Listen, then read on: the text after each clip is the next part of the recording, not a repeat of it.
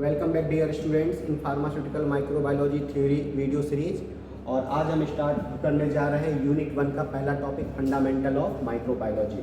Fundamental of microbiology में हम लोग डिस्कस करेंगे माइक्रोबायोलॉजी का बेस कि माइक्रोबायोलॉजी में होता क्या है और हमको क्या क्या यूनिट 1 में मेन पार्ट हमको पढ़ना है। तो फंडामेंटल ऑफ माइक्रोबायोलॉजी में हम कवर करेंगे definition of microbiology and micro organism, history of microbiology, branches of microbiology and scope of microbiology. चलिए स्टार्ट करते हैं। पहला topic definition of microbiology and micro organism. Microbiology की डेफिनेशन की अगर हम लोग बात करें तो माइक्रोबायोलॉजी की डेफिनेशन को समझने के लिए पहले हम ये टर्म देखते हैं माइक्रोबायोलॉजी। माइक्रोबायोलॉजी जो हमारा ये टर्म है ये 3 पार्ट से मिलकर के बना हुआ है, माइक्रो, बायो और लॉजी। माइक्रो का मतलब होता है small in size, micro in size, small in size. And bio का मतलब होता है लिविंग या फिर लाइफ। और लॉजी है ये हमारा, लॉजी ये लोगो टर्म से मिलकर के बना है। लोगो ये आपका ग्रीक नेम है और लोगो का मतलब होता है स्टडी या फिर साइंस।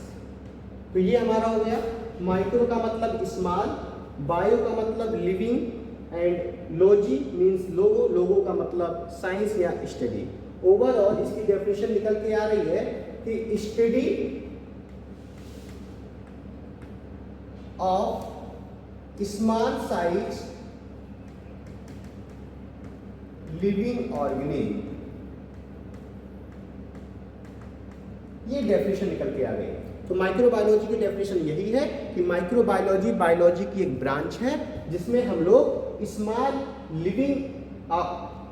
लिविंग ऑर्गेनिज्म के बारे में स्टडी करते हैं। अब स्मॉल लिविंग ऑर्गेनिज्म को ही हम लोग शॉर्ट में बोलते हैं, प्रोफेशनल लैंग्वेज में बोलते हैं माइक्रो ऑर्गेनिज्म। तो ओवरऑल इसकी कंप्लीट जो आपकी डेफिनेशन निकल के आई है कि माइक्रोबायोलॉजी में हम लोग माइक्रो ऑर्गेनिज्म के बारे में स्टडी करते हैं। अब माइक्रो ऑर्गेनिज्म के बारे में हम लोग क्या क्या स्टडी करेंगे, माइक्रोबायोलॉजी का आइडेंटिफिकेशन, वो कौन सा माइक्रो ऑर्गेनिज्म है, बैक्टीरिया है कि वायरस है कि फंजाई है कि एल्गी है कि प्रोटोजोआ है, उसका कल्टीवेशन, उसको हम लोग कैसे कल्टीवेट करेंगे, उनका आइसोलेशन और हमारे फार्मास्यूटिकल फील्ड में उनका क्या एप्लीकेशंस है, उनको हम लोग कैसे यूज कर सकते हैं। तो ये 4-5 पॉइंट हम लोग सारे माइक्रो ऑर्गेनिज्म के बारे में 1 बाय 1 हम लोग आने वाले यूनिट्स में डिस्कस करेंगे। तो आज के टॉपिक में हम लोग यहाँ पर डेफिनेशन सीखे माइक्रोबायोलॉजी का कि microbiology is a branch of biology in which we study about micro organism. Microbiology biology की एक ब्रांच है जिसमें हम लोग माइक्रो ऑर्गेनिज्म के बारे में स्टडी करते हैं। चलिए यही है हमारे इस टॉपिक में। आगे देखते हैं कि माइक्रो ऑर्गेनिज्म क्या है। माइक्रो ऑर्गेनिज्म क्या है?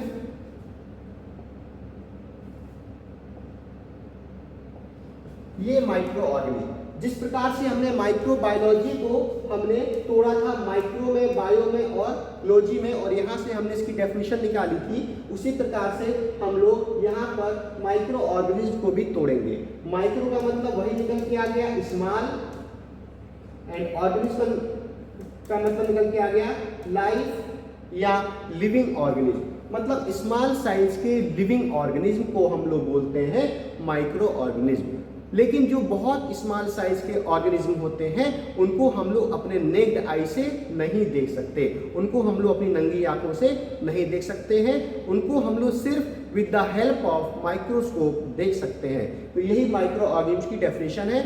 Micro organism are small living organism that can't seen by naked eye, it can seen under microscope. हम लोग इनको अपनी नेक्ड आई से नहीं देख सकते, ऑब्जर्व नहीं कर सकते, इनको with the help of microscope हम लोग आसानी से ऑब्जर्व कर लेते हैं। तो यहाँ पर हम लोगों ने डिस्कस किया माइक्रोबायोलॉजी और माइक्रो ऑर्गेनिज्म की डेफिनेशन।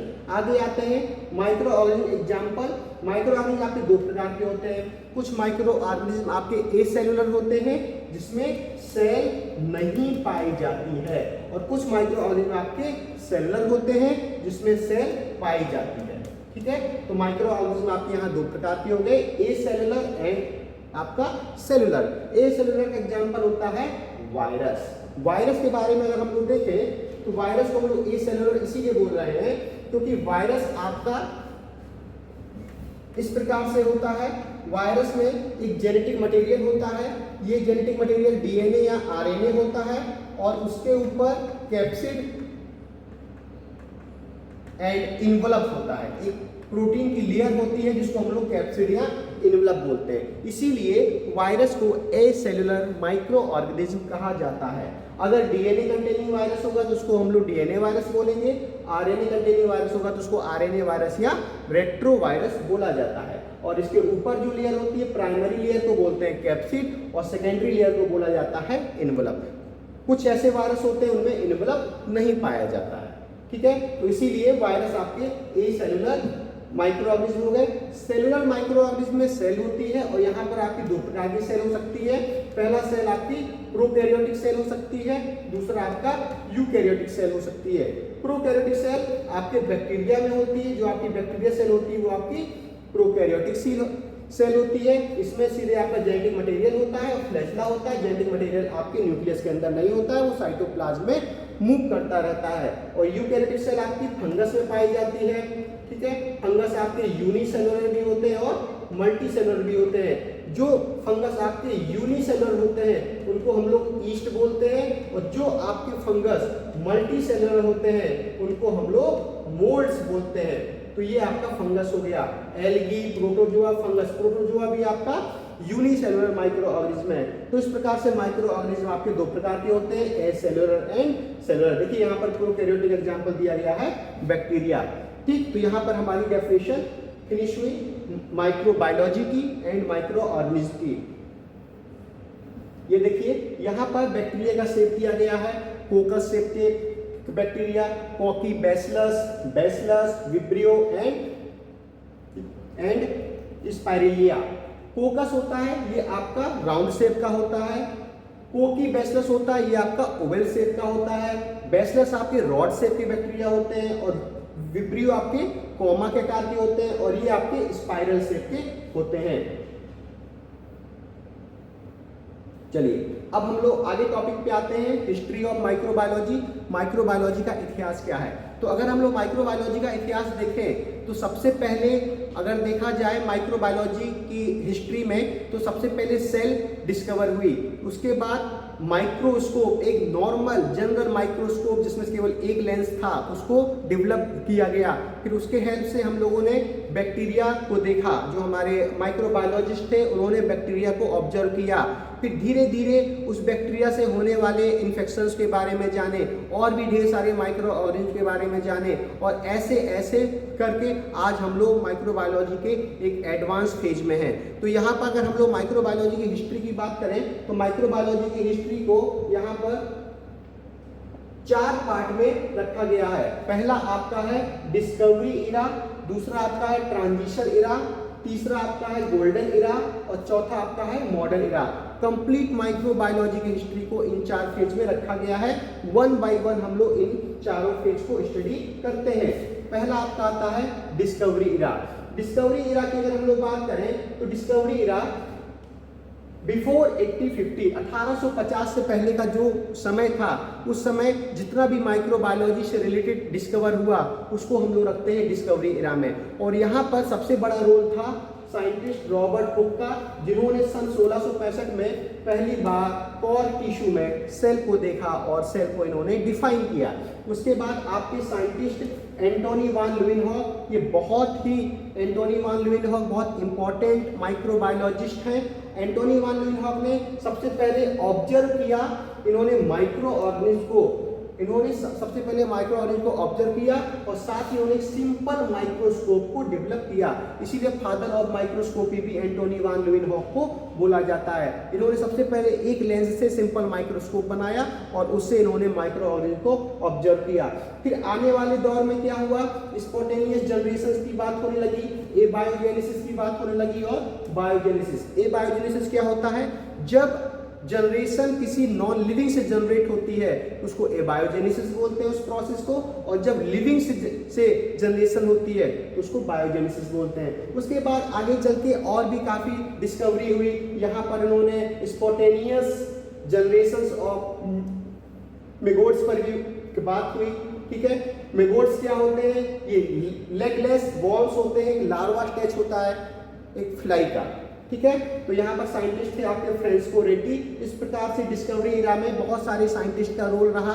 उन्होंने छोटी छोटी जो बेस है माइक्रोबायोलॉजी का उसकी ढेर सारी यहाँ पर हम लोगों को डिस्कवरी दी जो आज हम सभी पढ़ते हैं। इसके बाद हम लोग आते हैं डिस्कवरी इरा के बाद ट्रांजिशन इरा। ट्रांजिशन इरा की बात करें तो ये डिस्कवरी इरा से थोड़ा सा बढ़कर है, और यहाँ पर साइंटिस्ट ने लिंक करना स्टार्ट कर दिया माइक्रो ऑर्गेनिज्म को उनकी डिजीज के साथ, कि अगर ये बैक्टीरिया या ये फंगस अगर ये बीमारी हो रही है तो ये बीमारी इस बैक्टीरिया या इस फंगस के कांटेक्ट में आने से हो रही है। ये बहुत इंपॉर्टेंट फैक्टर था, और यहाँ से हम लोग इन्फेक्शियस डिजीज और इन्फेक्शियस ऑर्गेनिज्म के बारे में जानने लगे। और यहीं पर लुईस पाश्चर ने यहाँ पर बहुत बड़ा रोल दिया पाश्चराइजेशन का। पाश्चराइजेशन में होता क्या है कि अगर हम लोग अपने कोई भी फूड मटेरियल को एक टेम्परेचर रेंज, मोस्टली 60 टू 90 बोला जाता है, इस टेम्परेचर रेंज पर एक फिक्स टाइम पीरियड के लिए अगर हम उसको हीट करें या हम उसको बार बार हीट करें तो उसके अंदर माइक्रो ऑर्गेनिज्म या बैक्टीरिया के ग्रोथ होने के चांसेस नामात्र हो जाते हैं। वहाँ पर जो भी बैक्टीरिया की है ग्रोथ के चांसेस काफ़ी हद तक कम हो जाते हैं। उसी वक्त को बोलते हैं पाश्चराइजेशन। जितना भी हमारे पास आज मार्केट में देख लीजिए जो पैक्ड मिल्क आता है वो आपका पाश्चराइज्ड मिल्क होता है। ठीक है, और इन्होंने बताया फर्मेंटेशन को। फर्मेंटेशन क्या है? फर्मेंटेशन एक मेटाबॉलिक प्रोसेस है। फर्मेंटेशन एक मेटाबॉलिक प्रोसेस है, और फर्मेंटेशन में होता क्या है कि जो भी आपका माइक्रो ऑर्गेनिज्म है, एग्जांपल लेते हैं हम लोग बैक्टीरिया का, ये यूज करता है कार्ब्स को, कार्बोहाइड्रेट्स को ये यूज करता है, और यूज करने के बाद ये उसको यूज करने के बाद मेटाबॉलिज्म करने के बाद एसिड बनाता है, कुछ गैसेस बनाता है, और साथ ही साथ एल्कोहल को बनाता है। जो सिरका हमारा बनता है फर्मेंटेशन से बनता है, और सिरका का जो खट्टापन लगता है वो एसिड के कारण लगता है। तो ट्रांजिशन इरा में लुईस पाश्चर साइंटिस्ट ने पाश्चराइजेशन और फर्मेंटेशन जैसे बहुत इंपॉर्टेंट दो फैक्टर दे करके माइक्रोबायोलॉजी में एक बहुत बड़ा योगदान दिया। इसके साथ साथ देखा जाए हम लोगों तो यहाँ पर इन्होंने लिंक किया माइक्रो ऑर्गेनिज्म को उससे रिलेटेड डिजीज से। और एक साइंटिस्ट और थे जोसेफ लिस्टर। जोसेफ लिस्टर ने यहाँ पर एंटीसेप्टिक कॉन्सेप्ट को लेकर के आए।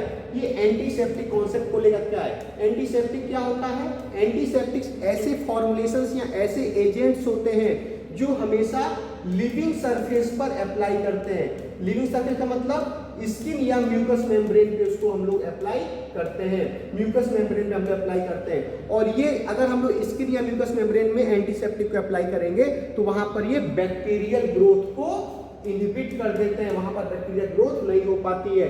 तो इन्होंने जो छोटी छोटी सर्जरीज स्टार्ट हुई थी उन सर्जरीज में एंटीसेप्टिक का यूज करना स्टार्ट किया। और साथ ही साथ यहाँ पर एंथ्रेक्स और उससे रिलेटिव सिल्क वॉर्म पर भी स्टडी हुई। एंथ्रेक्स इस प्रकार का डिजीज है जो एक स्किन सोर्स हो जाते हैं, जिसमें स्किन में सोर्स हो जाते हैं और एक कॉमन फ्लू लाइक सिम्टम्स होते हैं। वॉमिटिंग भी होता है, डायरिया के भी कुछ सिम्टम्स आते हैं, बॉडी पेन भी होता है, ब्रीथिंग प्रॉब्लम्स भी इसमें होती है।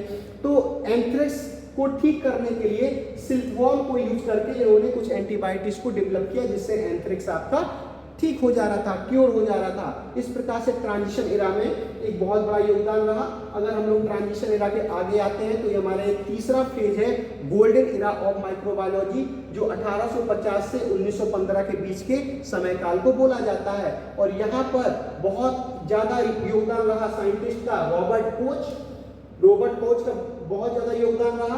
रॉबर्ट कोच साइंटिस्ट ने डेवलप किया प्योर कल्चर और साथ ही साथ इन्होंने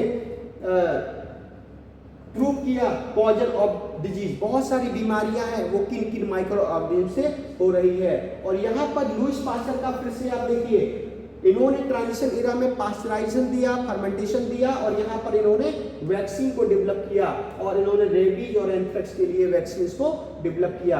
और इस प्रकार से बहुत सारे न्यू पैथोजेंस के बारे में भी यहाँ पर स्टडी हुई। यहाँ पर देखिए माइकोबैक्टीरियम के बारे में स्टडी हुई, माइकोबैक्टीरियम ट्यूबरक्लोसिस, जिससे टीबी होती है, क्षय रोग होता है, ठीक है। और इसके साथ साथ विब्रियो कॉलेरा जैसे माइक्रो ऑर्गेनिज्म की डिस्कवरी हुई, जिससे कॉलेरा होता है कंटामिनेटेड फूड एंड वाटर से। और साथ ही साथ स्टेनिंग टेक्निक को भी यहाँ पर डेवलप किया गया।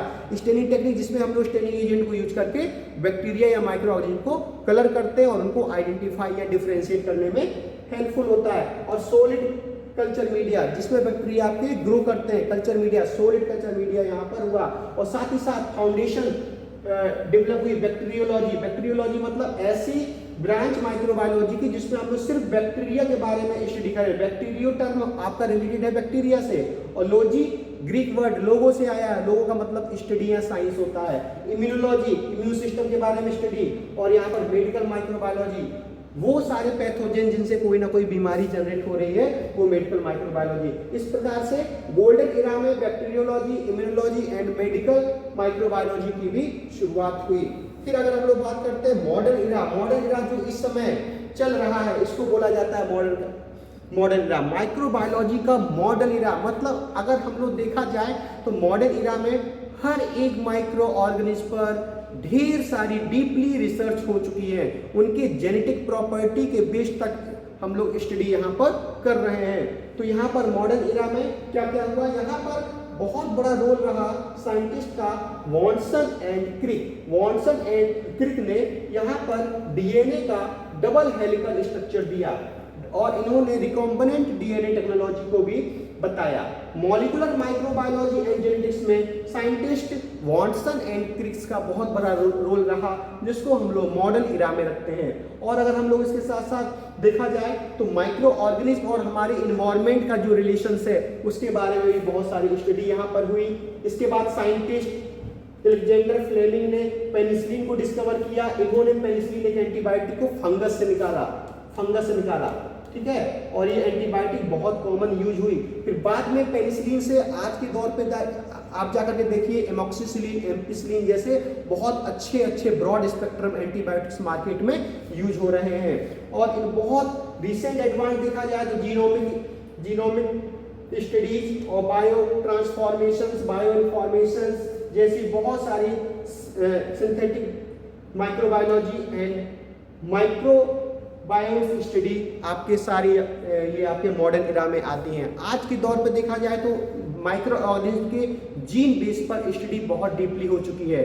जीन म्यूटेशन कि अगर कोई बैक्टीरिया है उसके जेनेटिक पैटर्न में, उसके जीनोमिक सीक्वेंस में क्या चेंजेज हो रहा है, क्या म्यूटेशन हो रहा है, उस म्यूटेशन होने से उस बैक्टीरिया का आगे चल के बिहेवियर क्या चेंज हो रहा है और उसका पैथोजेनिक प्रॉपर्टी कैसे चेंज हो रही है। सेम वायरस के केस में भी है, सेम बैक्टीरिया के केस में भी है, और भी जो भी माइक्रो ऑर्गेनिज्म उनके फील्ड में है कि बहुत डीपली हम लोग स्टडी इस पर कर रहे हैं। अभी रिसेंटली आपने कोविड-19 में जीन म्यूटेशन टर्म सुना होगा कि बार बार वायरस में एक जीन म्यूटेशन हो जा रहा है और उसकी स्ट्रक्चर और प्रॉपर्टी चेंज हो जा रही है। तो वो उस लेवल की भी स्टडी हम लोग कर रहे हैं। और साथ ही साथ उनसे होने वाली जो भी इन्फेक्शियस डिजीज है उनको डायग्नोज करने के लिए हम लोग उसके जीन सीक्वेंस को भी हम लोग ऑब्जर्व कर रहे हैं। तो ये हमारा मॉडर्न इरा है। इस प्रकार से हम लोगों ने जाना कि माइक्रोबायोलॉजी की जो पूरी कंप्लीट हिस्ट्री है वो हमारी 4 फेज में है: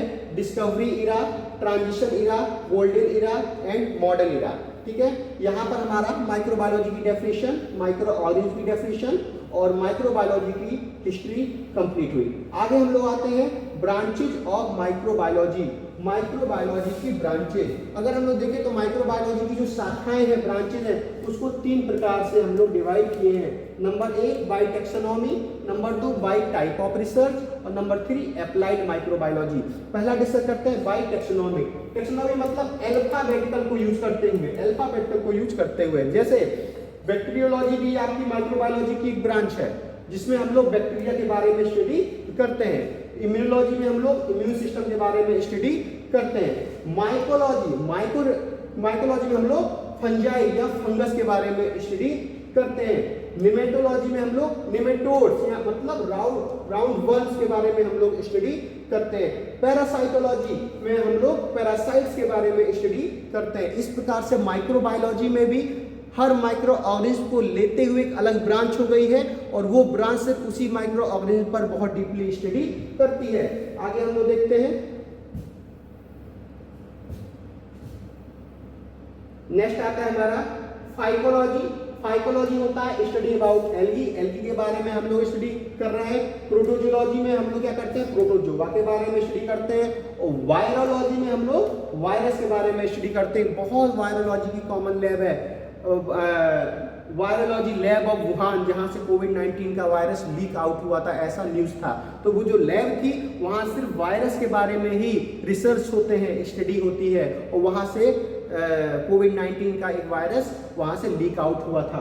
ठीक है, तो ये आपका हो गया branches of microbiology on the basis of taxonomy. आगे आते हैं branches of microbiology bye type of research. Research के साथ देखा जाए तो क्या होता है, एस्ट्रोमाइक्रोबायोलॉजी। एस्ट्रोमाइक्रोबायोलॉजी में हम लोग क्या करते हैं, origin of life on earth, पृथ्वी में जीवन की उत्पत्ति कैसे हुई, जीवन कैसे संभव हुआ, उसमें माइक्रो ऑर्गेनिज्म का क्या रोल है, उसके बारे में हम लोग स्टडी करते हैं। इसके बाद यहाँ पर हम लोग evolution of micro organism, micro organism कैसे इवोल्यूट होते हैं उसके बारे में हम लोग स्टडी करते हैं। माइक्रोबियल साइटोलॉजी में, साइटोलॉजी क्या होती है, किसी सेल की स्टडी करना। साइटोलॉजी जो आपका टर्म है इसका मतलब है किसी सेल के बारे में स्टडी करना। तो यहाँ पर माइक्रोबियल साइटोलॉजी है, माइक्रोबियल का मतलब हो गया माइक्रो ऑर्गेनिज्म, किसी भी माइक्रो ऑर्गेनिज्म की सेल के बारे में स्टडी करना कहलाता है माइक्रोबियल साइटोलॉजी।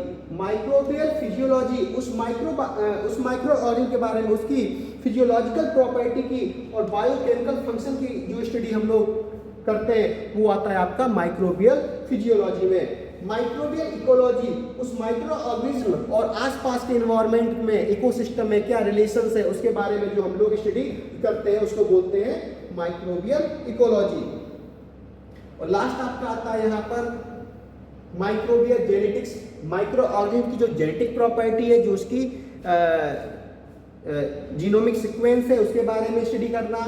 आप यहाँ पर जीन म्यूटेशन के बारे में स्टडी करना, ये आपका आता है माइक्रोबियल जेनेटिक्स के में। सेलुलर माइक्रोबायोलॉजी में हम लोग यहाँ पर माइक्रोबायोलॉजी और बायोलॉजी का जो एक ब्रिजिंग रिलेशनशिप है उसको हम लोग स्टडी करते हैं। नेक्स्ट आपका आता है जनरेशन माइक्रोबायोलॉजी, जो माइक्रो ऑर्गेनिज्म है उनकी जो जनरेशन चेंज हो रही है, उनके जनरेशन चेंज होते समय उनकी जेनेटिक प्रॉपर्टी में क्या चेंजेस हो रहा है, और उस जेनेटिक प्रॉपर्टी को चेंज होने से उनकी फिजियोलॉजिकल प्रॉपर्टी क्या चेंज हो रही है, उनकी पैथोजेनिक प्रॉपर्टी क्या चेंज हो रही है, इन सारी हम लोग स्टडी यहाँ पर जनरेशन माइक्रोबायोलॉजी में करते हैं। मॉलिक्यूलर माइक्रोबायोलॉजी में हम लोग यहाँ पर स्टडी करते हैं molecular principles of physiological process in micro organism. और लास्ट में अगर किसी माइक्रो ऑर्गेनिज्म की या माइक्रोबायोलॉजी की नैनो लेवल पे, नैनो स्केल लेवल पे स्टडी हम लोग करते हैं तो उसको हम लोग बोलते हैं नैनो माइक्रोबायोलॉजी। तो ये आपकी थी branches of microbiology. Branches of microbiology को हम लोग एप्लाइड माइक्रोबायोलॉजी से भी हम लोग डिफाइन कर सकते हैं। एप्लाइड माइक्रोबायोलॉजी में मेडिकल माइक्रोबायोलॉजी बहुत इंपॉर्टेंट है। मेडिकल माइक्रोबायोलॉजी जैसे हम लोग पढ़ते हैं फार्मास्यूटिकल माइक्रोबायोलॉजी, वैसे ही एक पार्ट है मेडिकल माइक्रोबायोलॉजी, जहां पर हम लोग स्टडी करते हैं जनरली पैथोजेनिक माइक्रोब्स का। पैथोजेनिक माइक्रोब्स ऐसे माइक्रोब्स होते हैं जो कोई ना कोई इन्फेक्शन को कॉज करें। आप देखिए जब किसी पेशेंट को कोई इन्फेक्शन हो जाता है तो फिजिशियंस या डॉक्टर उसको डायग्नोस करने के लिए पहले उसको पैथोलॉजी में भेजते हैं, और पैथोलॉजी में उसका सैंपल लिया जाता है और उसमें देखा जाता है कि कौन सा माइक्रो ऑर्गेनिज्म या पैथोजेनिक माइक्रो ऑर्गेनिज्म उसमें प्रेजेंट है, और उससे डिसीजन लिया जाता है कि इसको ये इन्फेक्शन है और फिर उस इन्फेक्शन को कैसे ट्रीट करना है, उससे उसको ट्रीट किया जाता है। तो ये मेडिकल माइक्रोबायोलॉजी है जिसमें हम लोग पैथोजेनिक माइक्रोब्स के बारे में स्टडी करते हैं। नेक्स्ट आपका आता है फार्मास्यूटिकल माइक्रोबायोलॉजी। ये पोर्शन हम लोगों के लिए बहुत इंपॉर्टेंट है। फार्मास्यूटिकल माइक्रोबायोलॉजी ऐसे माइक्रो ऑर्गेनिज्म जो हमारे फार्मास्यूटिकल फील्ड से रिलेटेड हैं, मतलब हम लोग बहुत सारी एंटीबायोटिक्स है जो हम लोग माइक्रो ऑर्गेनिज्म्स के हेल्प से बनाते हैं। जैसे फंगस का बहुत बड़ा रोल है एंटीबायोटिक को बनाने में। बहुत सारी वैक्सीन्स हैं जो हम लोग बैक्टीरियल टॉक्सिन्स से बनाते हैं या बैक्टीरिया से बनाते हैं या डेड वायरस से बनाते हैं या वायरल वेक्टर से बनाते हैं, तो एंटीबायोटिक का प्रोडक्शन और साथ ही साथ वैक्सीन का प्रोडक्शन, ये हमारे फार्मास्यूटिकल माइक्रोबायोलॉजी का एक बहुत बड़ा रोल है।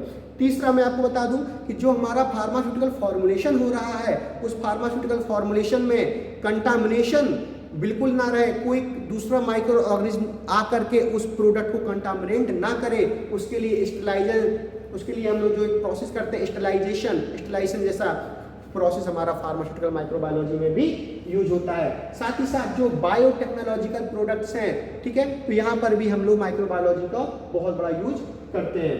नेक्स्ट आपका आता है इंडस्ट्रियल माइक्रोबायोलॉजी। इंडस्ट्रियल माइक्रोबायोलॉजी में जैसे हमने देखा भी फर्मेंटेशन, जो फूड इंडस्ट्री में बहुत ज़्यादा यूज होता है, फर्मेंटेशन, वेस्ट वाटर ट्रीटमेंट, ये हमारा सब माइक्रो ऑर्गेनिज्म का रोल है इंडस्ट्री में। नेक्स्ट आता है माइक्रोबियल बायोटेक्नोलॉजी।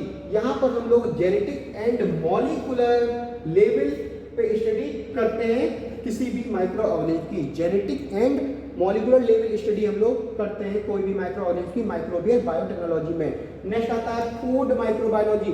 फर्मेंटेशन से जितने भी डेयरी प्रोडक्ट बनते हैं उनका सबका यूज है food microbiology and dairy microbiology में। और आप देखिए जैसे मिल्क से कर्ड बनता है तो वो भी माइक्रो ऑर्गेनिज्म के कारण होता है। मिल्क एक प्रकार का कल्चर मीडिया है और जिसमें लैक्टोबैसिलस बहुत आसानी से ग्रो करते हैं। तो हम लोग क्या करते हैं, सैंपल लेते हैं, कल्चर लेते हैं, उसको उसमें ट्रांसफर कर देते हैं और उसको एक सुटेबल टेम्परेचर पे रख देते हैं और वो कल्चर वहाँ पर कल्टीवेट होने लगता है। और आप कुछ समय के बाद देखते हैं जब उसका इंक्यूबेशन पीरियड पूरा हो जाता है कि आपका पूरा मिल्क कन्वर्ट हो गया कर्ड में। तो इस प्रकार से फूड इंडस्ट्री में और डेयरी इंडस्ट्री में बहुत बड़ा रोल है माइक्रोबायोलॉजी का। एग्रीकल्चर में देखा जाए तो एग्रीकल्चर में जो फर्टिलाइजर बनते हैं, खाद बनते हैं और जो बहुत न्यू एडवांस हाइब्रिड सीड्स बन रहे हैं उसमें माइक्रोबायोलॉजी का बहुत बड़ा रोल है।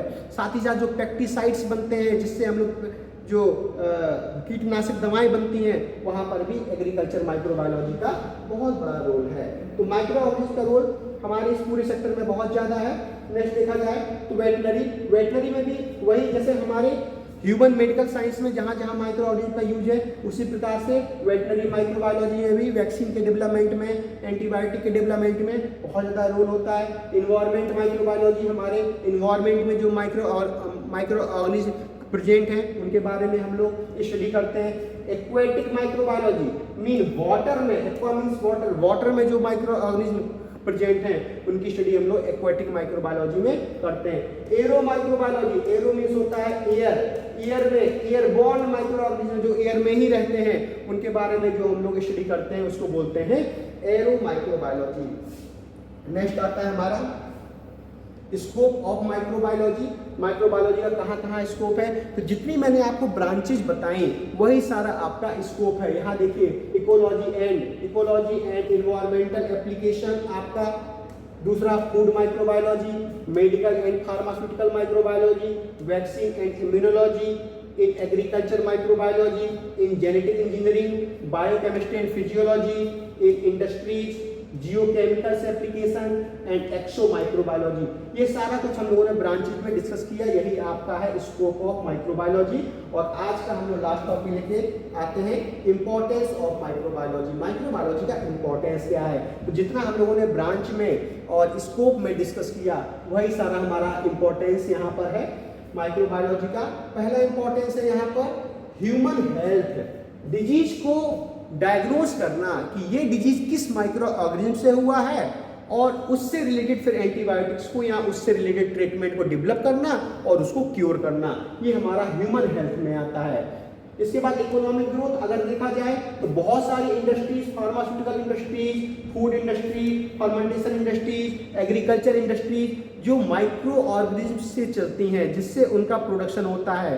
तो ओवरऑल जो इंडस्ट्री का जो रेवेन्यू होता है उससे हमारी इकोनॉमिक ग्रोथ होती है। नेक्स्ट आ जाइए आपका एग्रीकल्चर, जहां हम लोगों ने डिस्कस किया पेस्टिसाइड्स के सिंथेसिस में, प्रोडक्शन में, साथ ही साथ फर्टिलाइज को डेवलप करने में हमारा माइक्रो ऑर्गेनिज्म का रोल है। इन्वायरमेंट में देखा जाए वेस्ट मैनेजमेंट में वाटर वेस्ट मैनेजमेंट हो गया, पॉल्यूशन को कंट्रोल करने में और कोई भी प्रोडक्ट को या न्यूट्रिएंट्स को रिसाइकिल करने में माइक्रो ऑर्गेनिज्म का बहुत बड़ा रोल होता है।